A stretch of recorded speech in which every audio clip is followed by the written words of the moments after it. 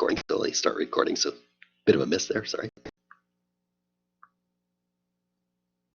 So now we want to look at the boundaries a bit more. So I'll also start with the one I said, which is if I plug y equals 0 into the original function, what does that give me for a function? So if I put in y equals 0, I get f is equal to just really basic thing, 1/2 x squared. Since now I'm dealing with a function and I want to find critical points on the boundary, I get a really simple one. I get the derivative is x, which is 0, which is nothing new. I'll also do the second one when y is equal to 3. What does that give? So obviously the 1/2 x squared still, but then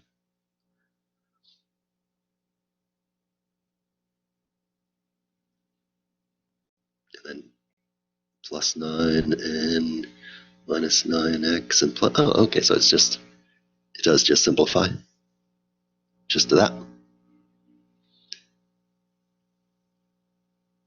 So the derivative is still x.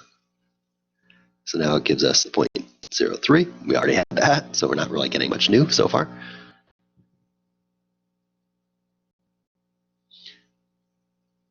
If I put in x equals 0, then that gives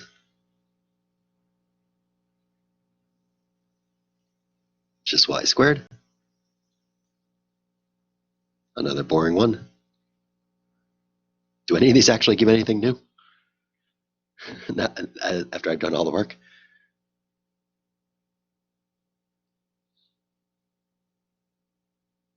No. Oh. We have to do it anyway. Sometimes it does, sometimes it doesn't. So the other one is x equals 2, which gives f is equal to the y squared, and then minus 6, x equals 2. So y squared plus 2 minus 6y plus 2y squared. So what does the whole thing come out to? This one actually.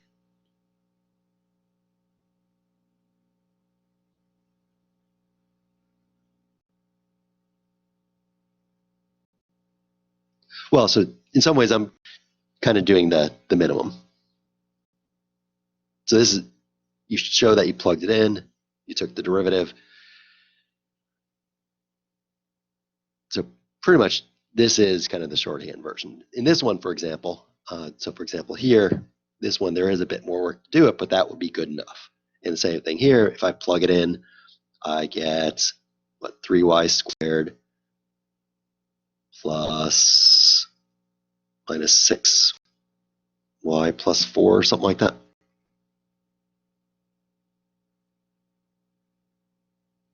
Which gives, take the derivative is 6y minus 6, and that gives me the 0.21. And someone said.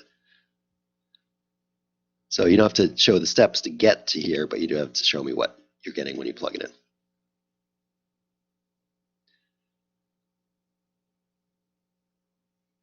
Okay, so we now have the possible points.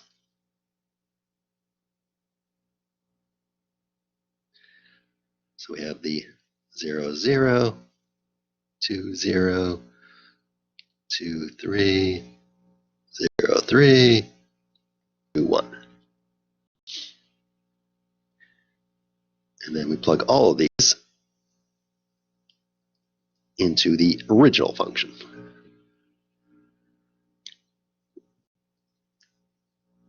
That's 2, 0.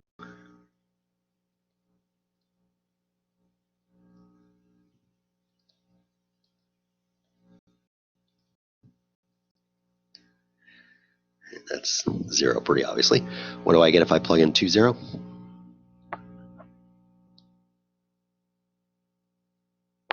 2. 2, 3 gives 11. 0, 3 gives 9. Kind of waiting to see at least 2 of them. And 2, 1 gives -1. And like the last one,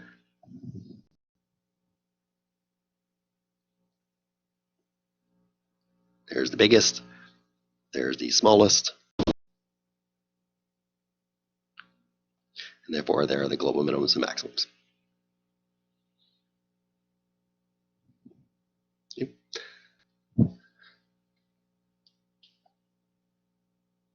So any questions about this? As I said, as with the last couple, I'll write up a bit neater and put the answers up on Blackboard later after class. So any questions on the steps?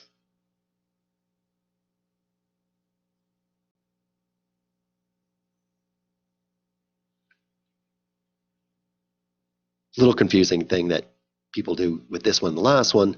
So make sure that we are doing something different here, which is when we plug in, some people will forget to take the derivative. So remember, we're plugging in to get a function, and we want to find critical points to that. That's the idea. So any questions on this?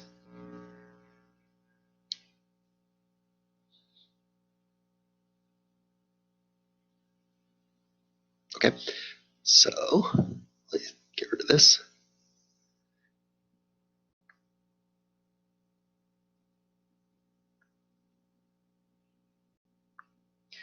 And do one more example.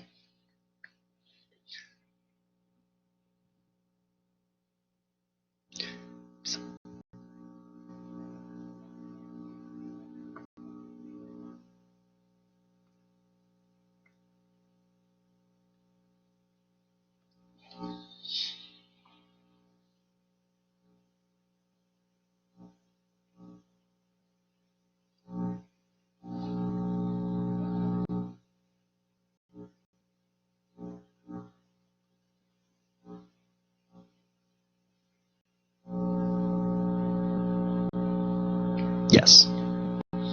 So this section, yes. So the test will be, in theory, through 2.11, but 2.11 is a variation of 2.9. So I won't give any questions that are specifically from 2.11. So this one should look somewhat familiar again from Calc 1.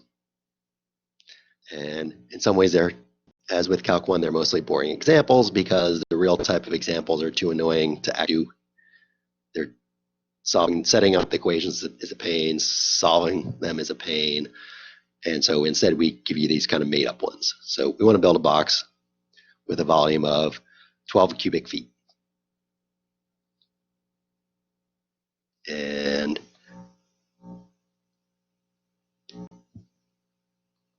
all the sides except for one are going to be made of wood. So we want a glass front.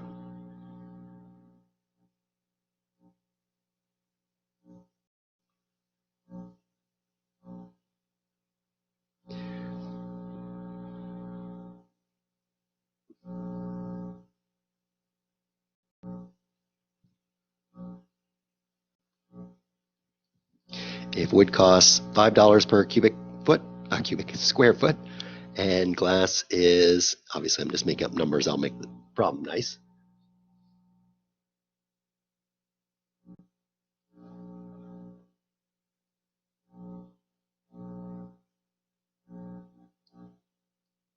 And glass is $10 per square foot. Then what should the dimensions of the box be to minimize the cost?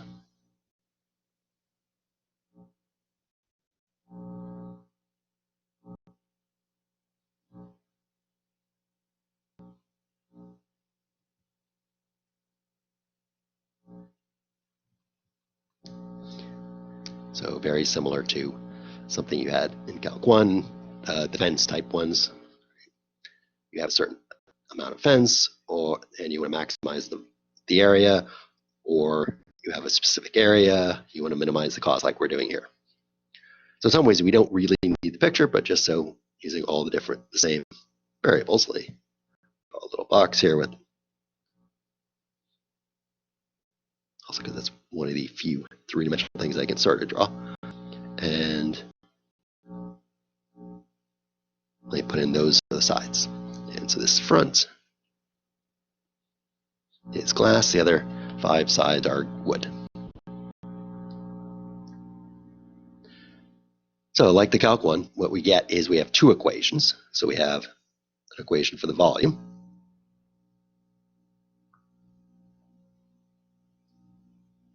which is, of course, what's the equation for the volume?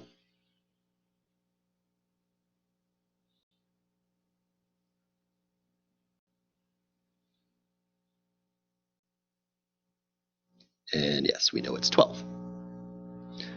So it's also length, width, and height, but the way I've labeled it, it's x, y, and z. So whatever you want to call the variables. And then we do cost. And then we start with the front, the glass front. So the area of the front is, of course, y times z. So for the front, we're going to get the 10yz. And let me stay with that same type. The cost for the back would be, since now that's wood,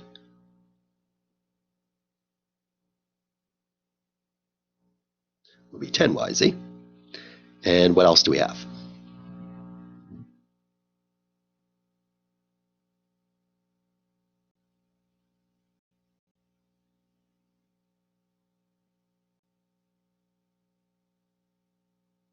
So yes, we have the side. So the bottom is xy, as is the top. So we have 2 xy's, and those are both wood. So we multiply by the 5. And the 2 sides are both xz. Again, there are 2 of them. We get that. So we have a 15yz plus a 10xy plus a 10xz. So pretty much now we're going to do what we did in the last problem, which is we have the 2 equations. We're going to use one to solve from the other one. So except now we're not doing it with the derivatives, we're just doing it with the functions because we want to get rid of one of the variables. So here I can, for example, solve for z. Doesn't really matter which variable I do. And divide through by the xy.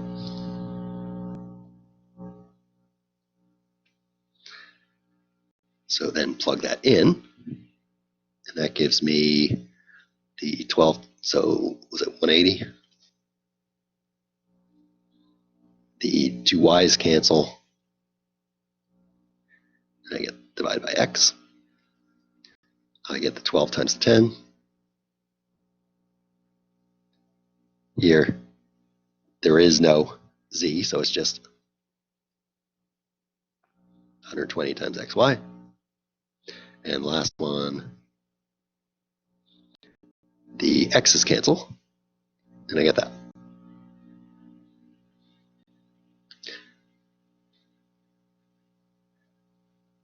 It's actually as like the last one we did. We plug it in, and now we've reduced it, take the derivatives, figure out where it works.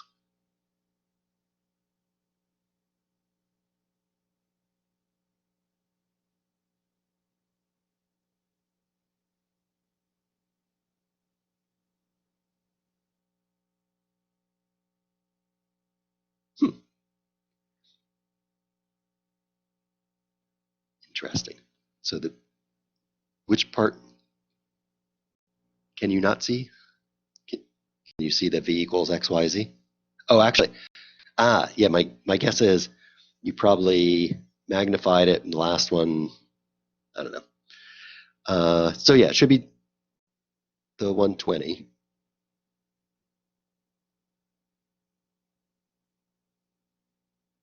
Oh, I don't know. Thank you. Not sure what I did there. I do, but that was me being stupid, which is I start multiplying by the 12 over xy, and I realize, oh, there is no z. So yes, it should be 10 xy.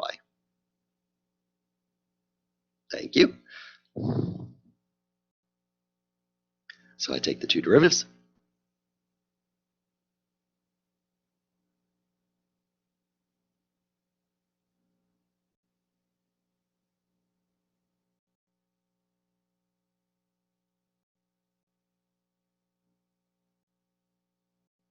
Not sure why I switched the order for the second one.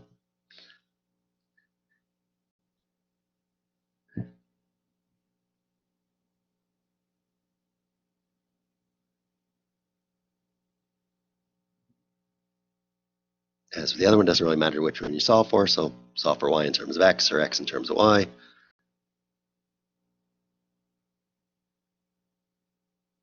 I'll bring the 180x squared, divide through by the 10 to get that. If I plug that into here, I get, well, first I'm going to simplify it. I'm going to divide through by the 10s, so 18 times 12 is 216.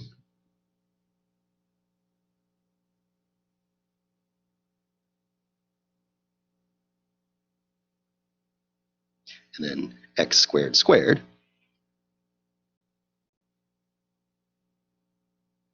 Oops, except I got rid of the 10.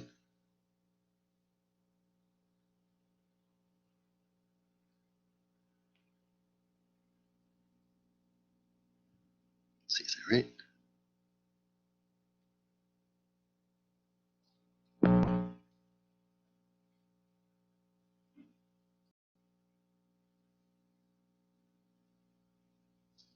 And does that come out to anything nice? No.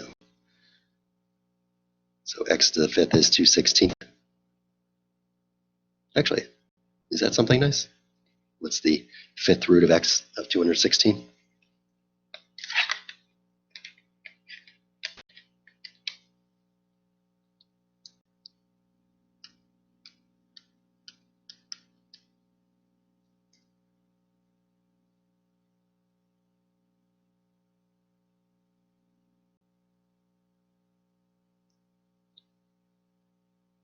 It depends on how you want to do it.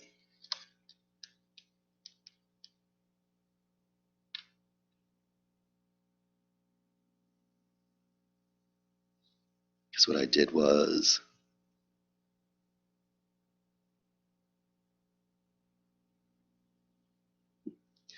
right, so what I did was I divided both terms by 10. So that's why it became the minus 216. So this became minus 12 over y squared plus x equals 0.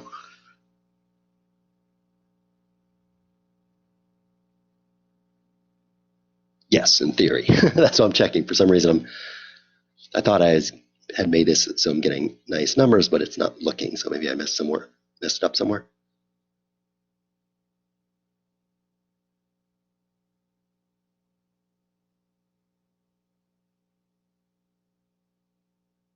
Yeah, I am being weird. So this is,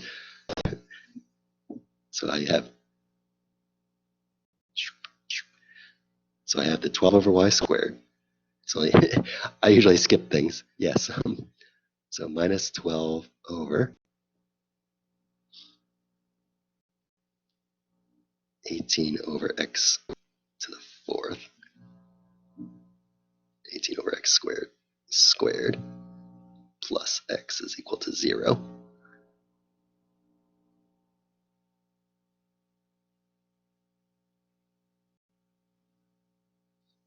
So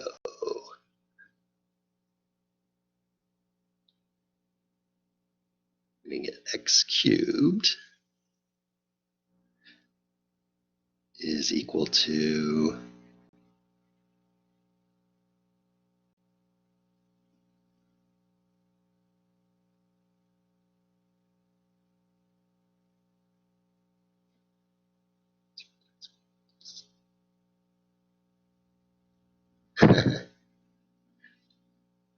yeah, I'm not sure what I'm doing here.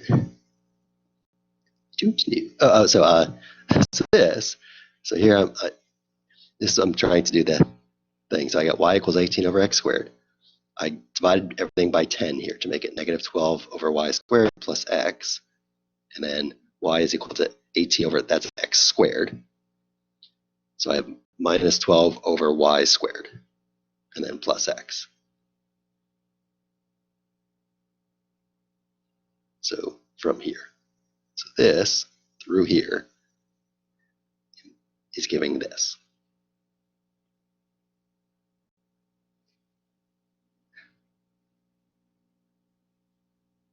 Okay, so you get x equals 3 and 0. I'm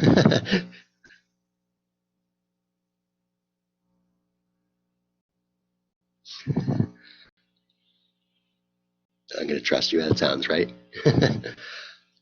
Usually I'd write out all the details and do it, but here I'll do that. So if x equals 3, so of these, does 0 matter?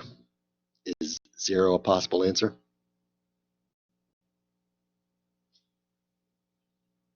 No. So I'm going to ignore the 0. So I have x equals 3. If x is 3, then y is equal to 2. And if x is 3 and y is 2, then z is equal to 2 also. By putting it back up here.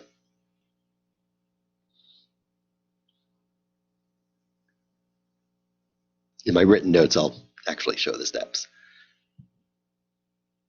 Okay. And now, this other one, this 0, kind of tells us why this, in some sense, is easier than the other one. So this is harder because we have to set up the equations. We have to solve them, so it's a bit more work getting through there. But here, the bounds are, in some ways, x, for example, can go anywhere from 0 to infinity. But when x is 0, what is the volume? 0. So unlike the last one where we have to worry about the bounds, here it's pretty obvious that the bounds aren't going to be the solution, because if I let x go to 0, obviously the volume is going to 0. The only way it goes to infinity is if one of the other variables goes to 0, which again will make the volume go to 0. So as x, y, and z, if any of them individually go towards 0, the volume is going to 0, and so those are pretty obviously not going to give us the answer we want, because the volume is going to, well, the volume is always 12. It's getting thinner and thinner, which makes the area bigger and bigger. So as x goes to 0, y and z are going to infinity, which are going to make it really expensive. So this is fairly typical for the word problems, which is, unlike the other ones, we only have the one possible answer. And we don't really have to check to see if it really is the answer, because the bounds are pretty obviously not going to be the answers. Because as you move towards the bounds, the area is getting bigger and bigger, and so it's getting more and more expensive. So there's no maximum cost, but there is a minimum cost. So we don't really have to plug in all the different points to check, see which one is the minimum and which one's the maximum, because there's only a one, and we don't have to show it's a minimum because it pretty obviously is the minimum.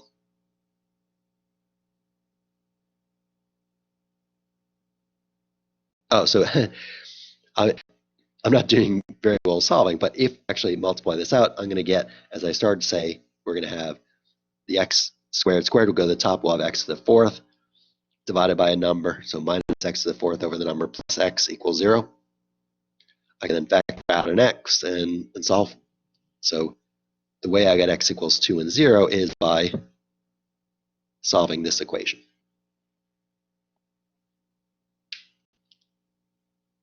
And I messed up twice, so I allowed someone else to give me the number. Also, I didn't have enough room, really.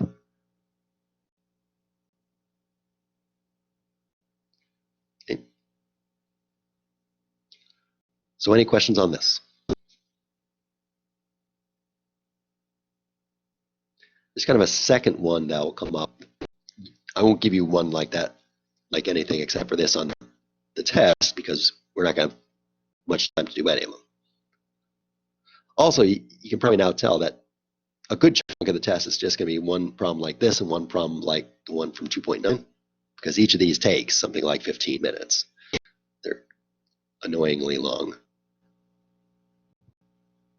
So make sure you know how to do these two sections, 2.9 and 2.10, because they both take a while, so they'll have to be worth a fair amount. But any questions on other questions on this?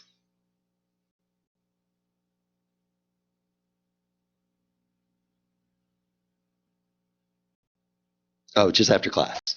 So after class, usually takes a little while before the recording is available, but once it is, I will put up the answers to the problem. I'll put up the recording for this, and I will put up the review. So maybe an hour from now at the end of class.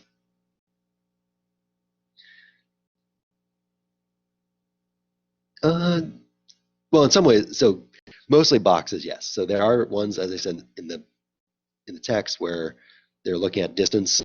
So if you were from Calc 1, usually you would talk about what's the minimum distance between a point and a line or something like that. So that can come up also. Also here, I give you the volume and you plug into the cost. I could say, suppose the cost is fixed, then what's the minimum volume? And then go kind of the backwards way.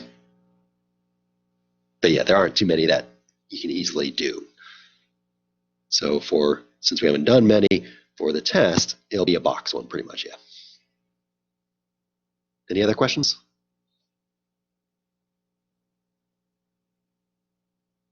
Okay, so the usual 5-minute thing. So this is 2.11 Lagrange.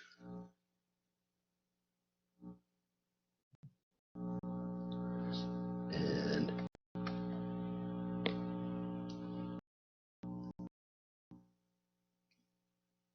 since we're doing the quick one, I'll just do the shorthand version.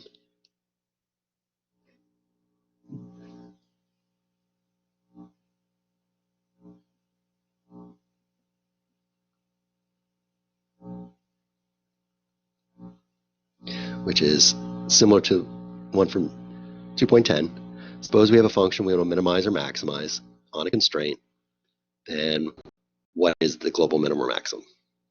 And as I said earlier, I won't have one where you have to use Lagrange multipliers, but you can if you want. So is it on the test? Not really, but you can use it if you want. So the idea is, so if we have this,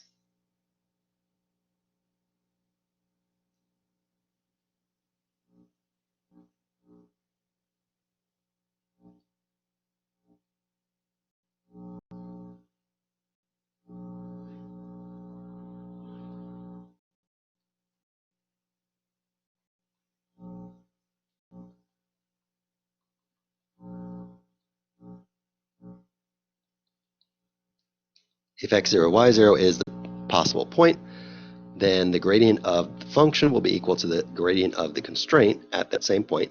And so what that tells us is that the gradient of f at x0, y0 will be equal to some constant multiple of the gradient of g. And this lambda is called the Lagrange multiplier. So it's a second way of solving minimums and maximums given a constraint.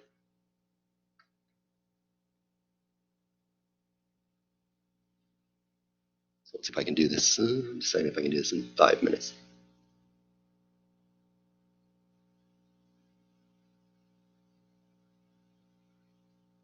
Guess not. So I'll try this tomorrow. So let me just talk about the background, which is the reason this works is suppose I have a constraint.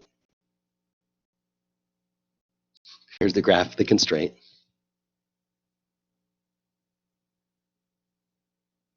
And now these are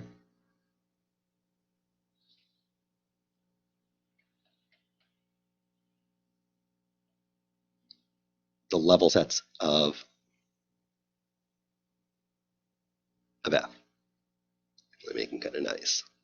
And smooth that out a bit. And if I keep drawing them, oops.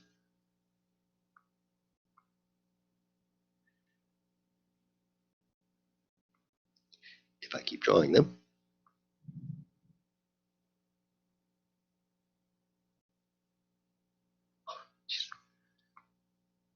doesn't like me drawing so many things.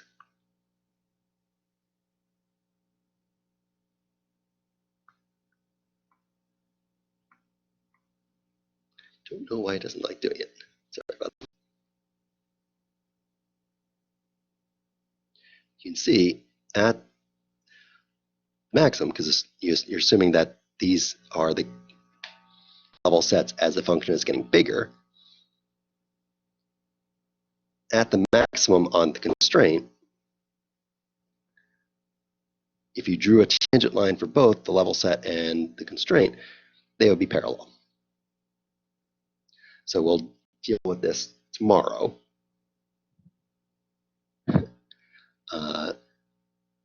But it will be a second way of solving questions like the ones we just did.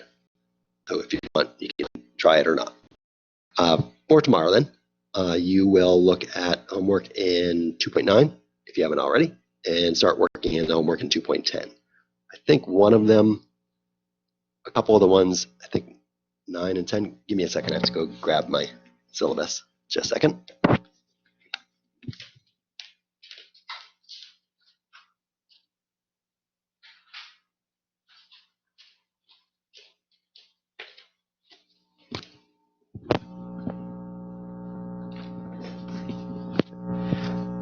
In the homework in 2.10, ignore problems